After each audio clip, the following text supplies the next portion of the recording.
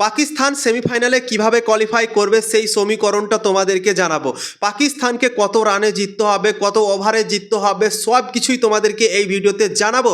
তো ভিডিওকে লাস্ট অবধি দেখতে থাকো, আর চ্যানেল নতুন হয়ে থাকলে চ্যানেলটিকে ফলো আর সাবস্ক্রাইব করে দেবে এবং লাইক শেয়ারও করে দেবে। তো চলো ভিডিওটাকে শুরু করি।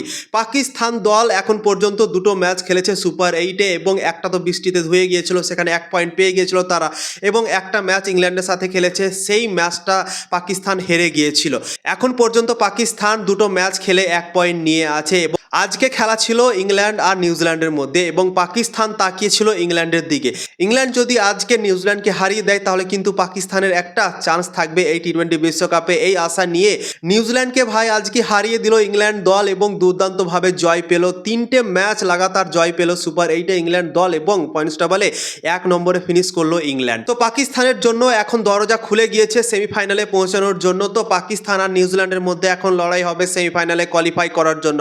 পাকিস্তান সেমিফাইনালে যাবে না তো নিউজিল্যান্ড সেমিফাইনালে যাবে, এই দুটো দলের মধ্যে একজন সেমিফাইনালে যাবে এবং সব থেকে বেশি চান্স আছে আজকের ম্যাচটা হারার পর নিউজিল্যান্ড দলের।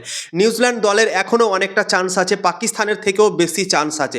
কি করে চান্স আছে চলো তোমাদেরকে সমীকরণটা এক এক করে জানিয়ে দিচ্ছি। 28 ফেব্রুয়ারি শ্রীলঙ্কা আর পাকিস্তানের মধ্যে ম্যাচ আছে এবং সেই ম্যাচটা পাকিস্তানের জন্য খুবই ইম্পর্টেন্ট এখন আজকে নিউজিল্যান্ড হেরে যাওয়াতে।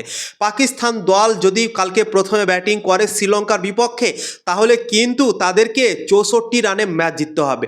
যদি প্রথমে ব্যাটিং করে তাহলে 64 রানে ম্যাচ জিততে হবে পাকিস্তানকে। এবং যদি ধরো পাকিস্তান প্রথমে বোলিং করে এবং টার্গেট একটা সামনে পায়, সেই টার্গেটটাকে কিন্তু 13.3 ওভারে কমপ্লিট করতে হবে।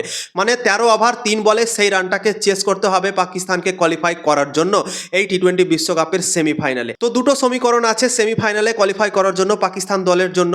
তো প্রথমে যদি ব্যাটিং করে তো 64 রানে পাকিস্তানকে জিততে হবে, শ্রীলঙ্কাকে 64 রানে হারাতে হবে।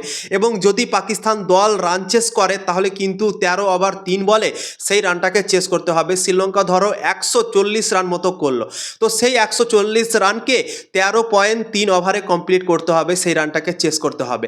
তো এই রকমভাবে সমীকরণ এখন পাকিস্তানের জন্য তৈরি হয়ে গিয়েছে। তো পাকিস্তানের জন্য এতটাও সহজ হবে না, কেননা 13.3 ওভারে রান চেস করা, তাও আবার শ্রীলঙ্কা সামনে আছে, শ্রীলঙ্কা নিজের হোম গ্রাউন্ডে খেলছে এবং পাকিস্তানও অনেক দিন থেকে এখানেই আছে, তাও শ্রীলঙ্কা নিজের যেহেতু হোম গ্রাউন্ড, তো শ্রীলঙ্কাকে অতটা মার্জনে হারা আমার তো মনে হচ্ছে খুবই কঠিন হতে পারে পাকিস্তানের জন্য। কিন্তু এটা ক্রিকেট, বলা যায় না কখন কি হয়ে যায়, কেউ বুঝতে পারে না। তো শ্রীলঙ্কা যেহেতু ভালো ক্রিকেট খেলছিল, তারা বোলিং ব্যাটিং সবকিছুই ভালো করছিল, কিন্তু সুপার 8-এ কয়েকটা ম্যাচ তাদের জন্য খারাপ গিয়েছে। কিন্তু পাকিস্তানের কাছে একটা চান্স তৈরি এখন হয়ে গিয়েছে, সেই চান্সটা তারা ভোলাতে পারবে কি পারবে না সেটাই হবে দেখার বিষয় বন্ধুরা। তো দেখা যাক কি হয় কালকের ম্যাচে, কি করতে পারে পাকিস্তান দল, তারা সেমিফাইনালে কোয়ালিফাই করতে পারবে কি পারবে না সেটাই হবে দেখার বিষয়।